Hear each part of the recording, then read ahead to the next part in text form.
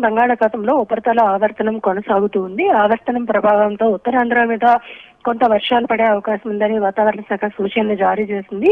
రేపు సాయంత్రం వరకు కూడా ఉత్తరాంధ్రలో శ్రీకాకుళం, విజయనగరం, విశాఖపట్నం ఈ ప్రాంతాల్లో చెదురుమదురు వర్షాల నుంచి ఒక మోస్తరు వర్షాలు కురిసే అవకాశం ఉంది. అక్కడక్కడ భారీ వర్షాలు కురిసే అవకాశం ఉన్న నేపథ్యంలో ఇక్కడ ఆరెంజ్ అలర్ట్స్ అయితే కొనసాగిస్తూ ఉన్నారు. మిగిలిన అన్ని ప్రాంతాల్లోని కూడా తేలికపాటి జల్లులు కురిసే అవకాశం ఉంది. కొన్ని చోట్ల వాతావరణం పొడిగా ఉంటుంది, మేఘావృతంగా ఉంటుందని మాత్రం వాతావరణ శాఖ తెలిపింది.